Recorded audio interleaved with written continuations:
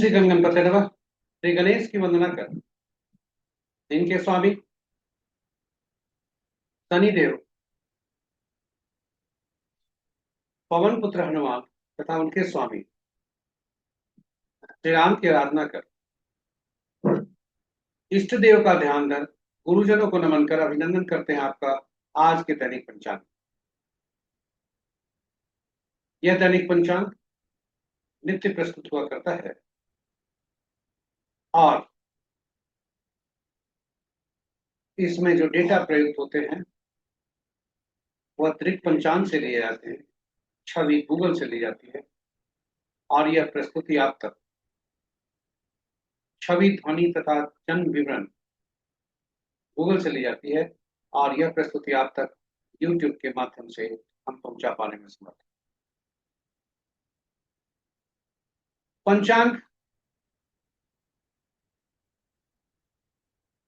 के 5 अंग जिस प्रकार होते हैं उसी प्रकार इस दैनिक पंचांग के भी 5 अंग। पहला भाग पंचांग मुहूर्त और ग्रहों के गोचर से संबंध रखता है और इसी भाग में से पंचांग और मुहूर्त को लेकर हम लघु पंचांग अलग से प्रस्तुत करते रहते हैं। जो प्रतिदिन हम प्रस्तुत करते हैं इसी पहले भाग से पंचांग और मुहूर्त को लेकर हम लघु लघु पंचांग जो आपके सुझाव के रूप है उसे हम प्रतिदिन प्रस्तुत करते रहे। और इसका पहले भाग का दूसरा भाग है ग्रहों का गोचर। ग्रह आज किस ग्रह की स्थिति क्या है, गोचर स्थिति क्या है, वह स्थानीय समय पटना के अनुसार प्रातः 5 बजे का।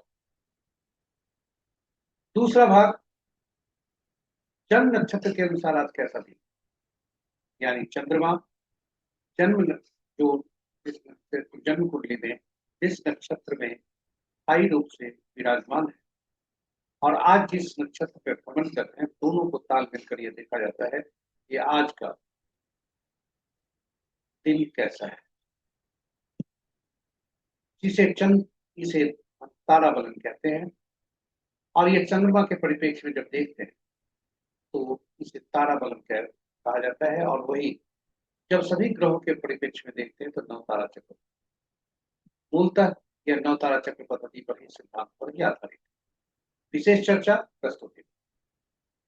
तीसरा भाग हमने नक्षत्र के अनुसार दूसरा भाग में देखा था, यहाँ जन्म राशि के अनुसार आज कैसा दिन, यानी चंद्रमा जिस राशि में जन्म कुंडली में विराजमान है स्थायी रूप से और आज जिस राशि में भ्रमण कर रहे हैं उसके अनुसार आज कैसे। चौथा भाग आज का चौघड़िया, यह शुभ और अशुभ मुहूर्त दर्शाता है किसी भी कार्य को करने के लिए, चाहे वो दैनिक कार्य से लेकर विशेष कार्य हो। इसकी शुभ तक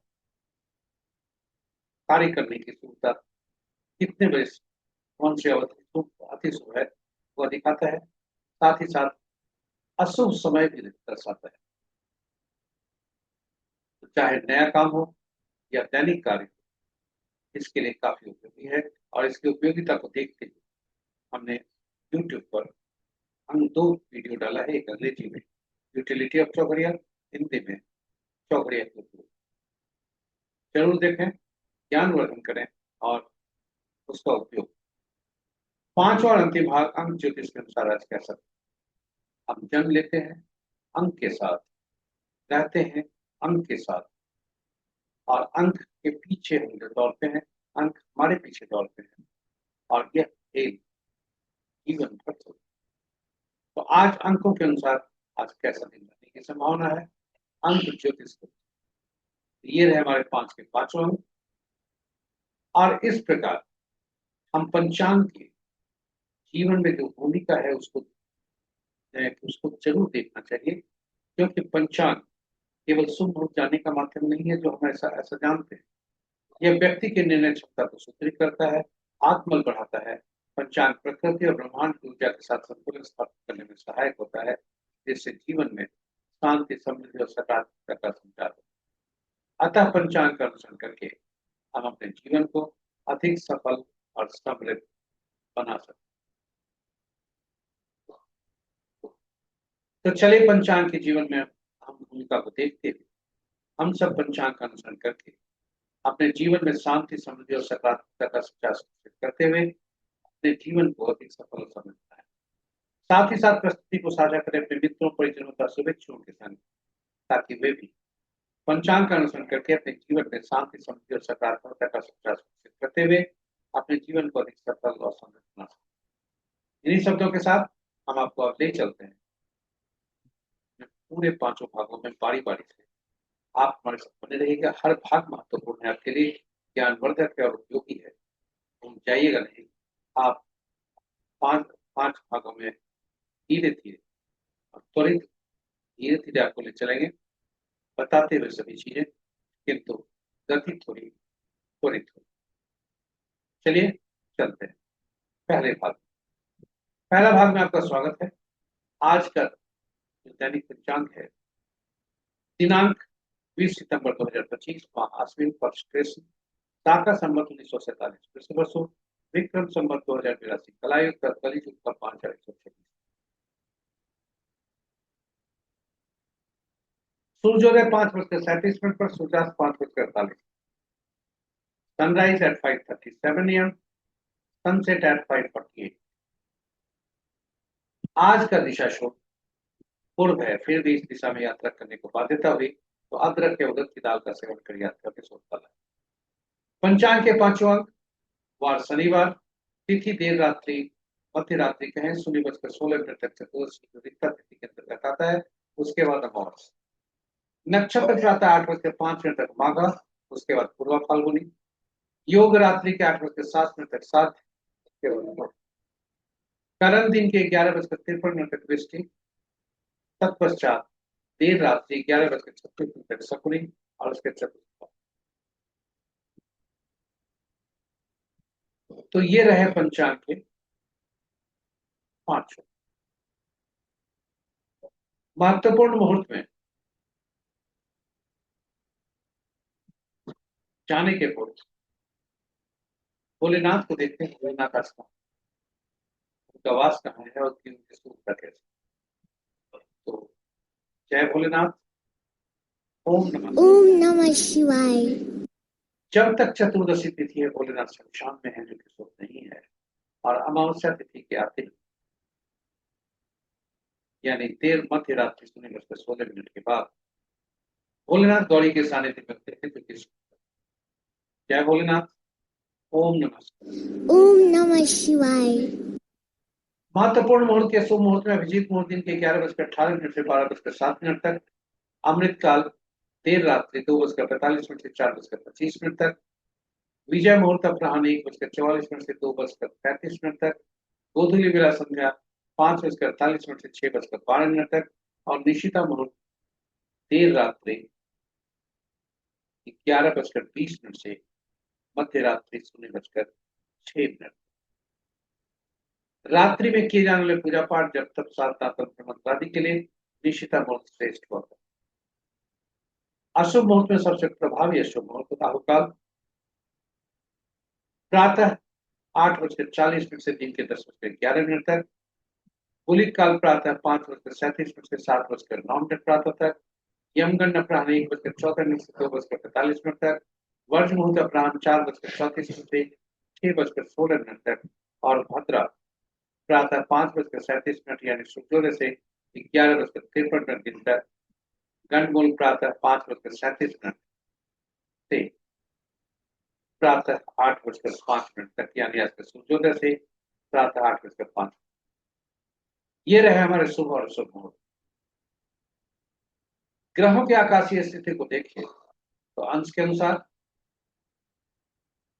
सूर्य देव अभी भी शिशु अवस्था में है, मंगल देव भी शिशु अवस्था में है, बृहस्पति देव वृद्धावस्था, बुध देव शक्ति धारण कर चुके हैं, और चंद्र देव भी शक्तिशाली।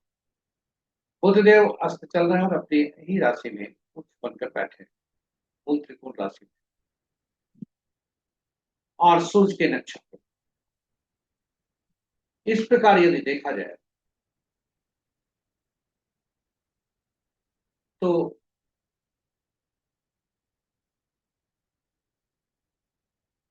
राशि के अनुसार मित्र राशि में 2 ग्रह, शत्रु राशि में 3 ग्रह, सम राशि में 3 ग्रह, स्व राशि में 1 ग्रह। आज जो ग्रहों की स्थिति है यदि आप देखें तो चंद्रमा, शुक्र और केतु देव, ये तीनों एक साथ, चंद्रमा और शुक्र केतु के साथ, केतु के नक्षत्र,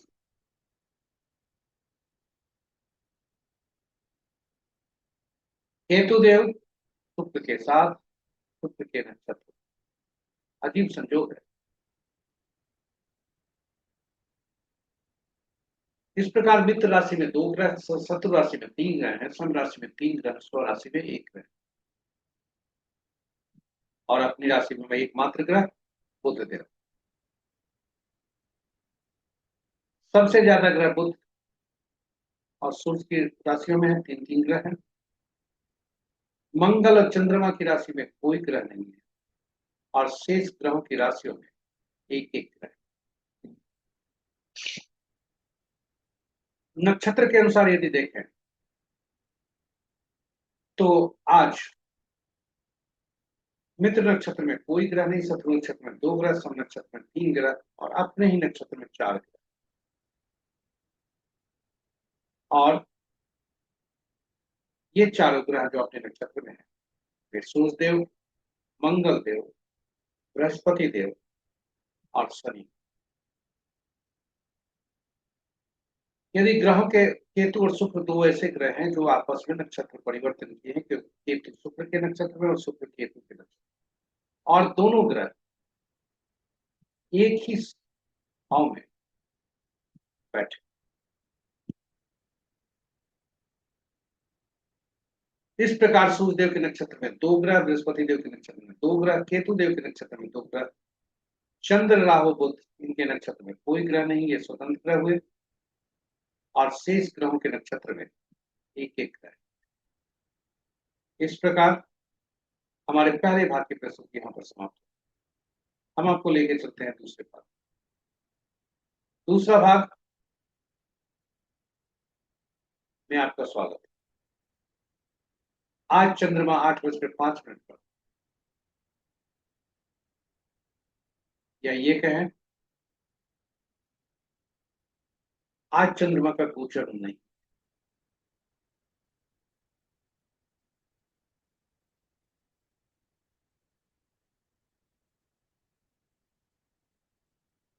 प्रस्तुत सारणी में आपके पास समक्ष उपलब्ध जो सारणी प्रस्तुत है, तारा बलन के समक्ष हॉरिजॉन्टल जो कॉलम है उसमें चंद्रमा जिस नक्षत्र में आज भ्रमण कर रहे हैं वह दर्शाता है।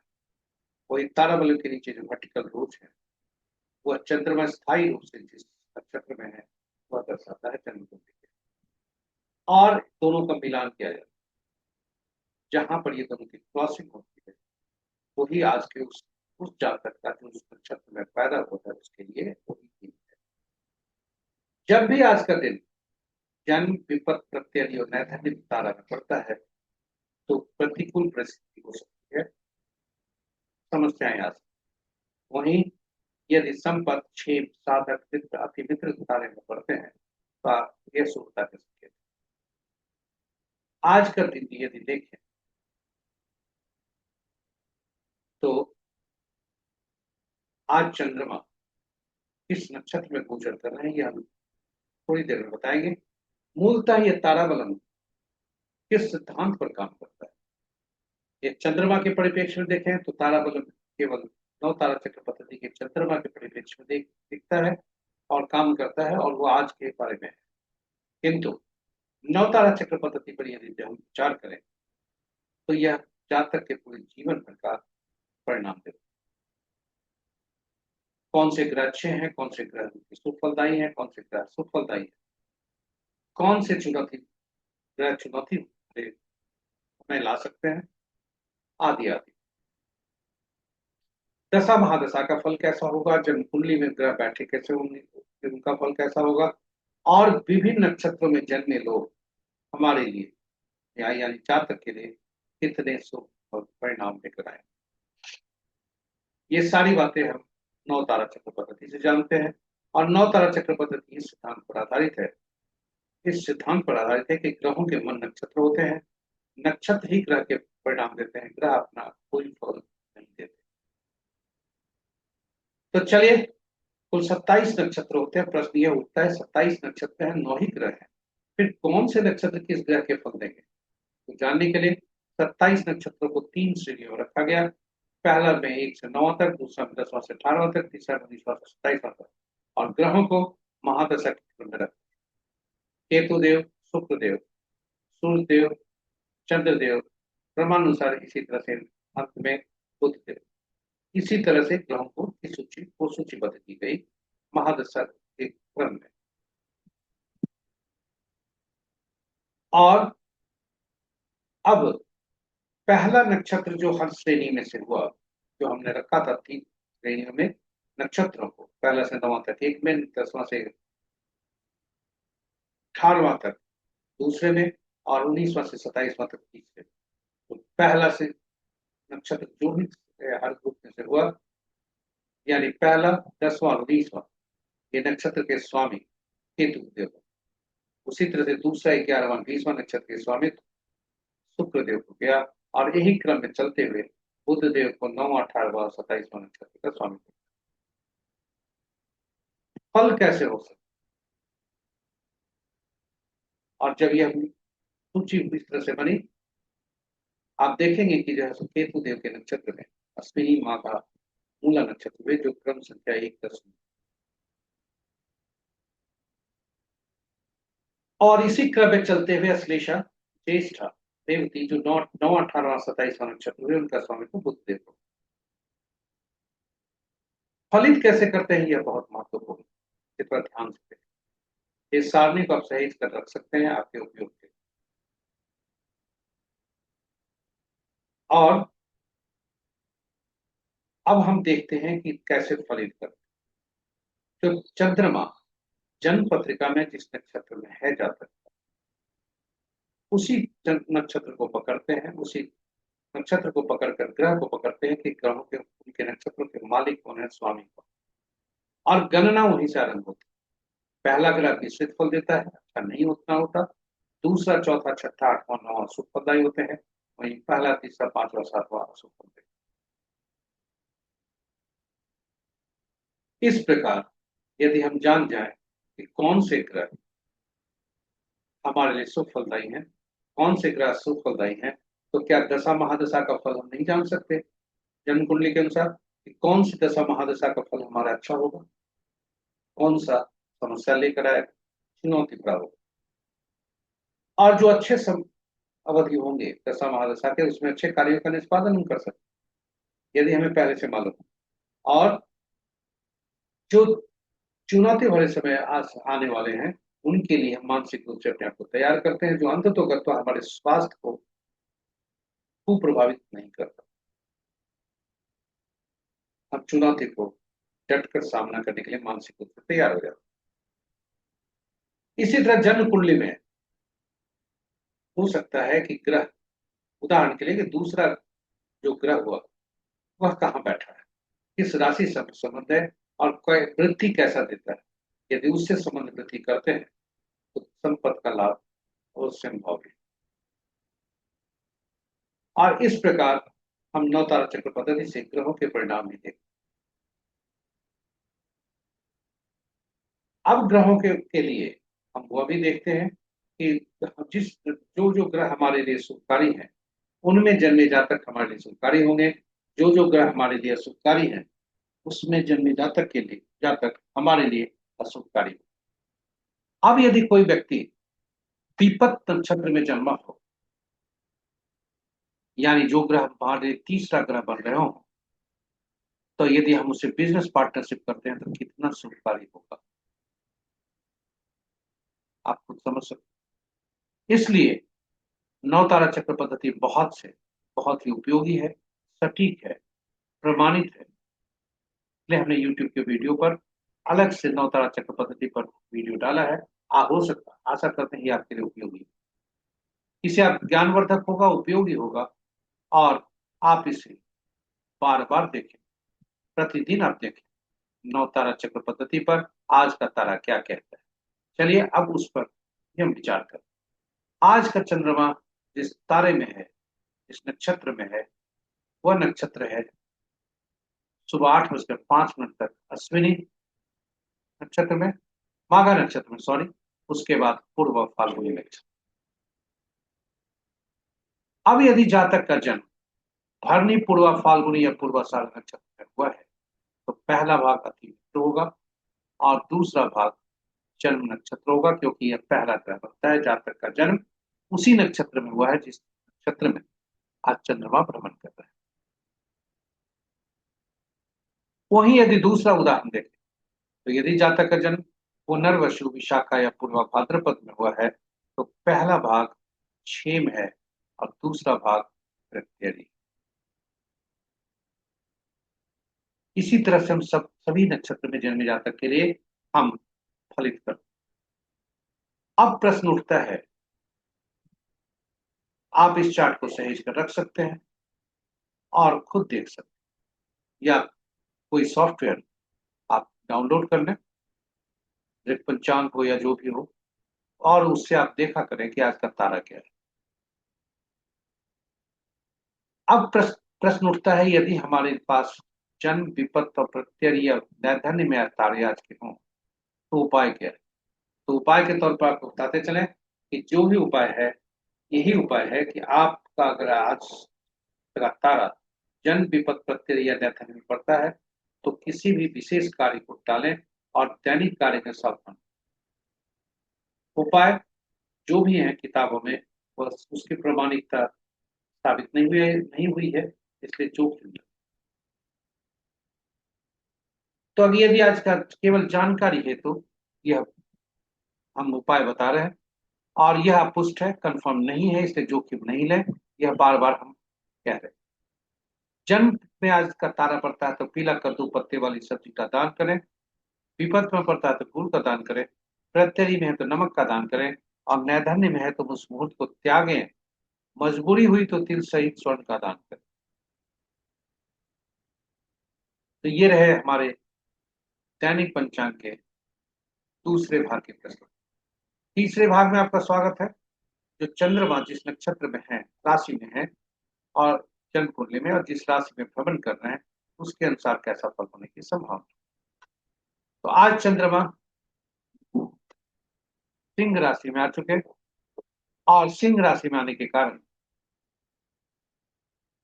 जिन जिन जातकों के लिए शुभता के संकेत हैं वे हैं मिथुन, सिंह, तुला, वृश्चिक, कुंभ और मीन।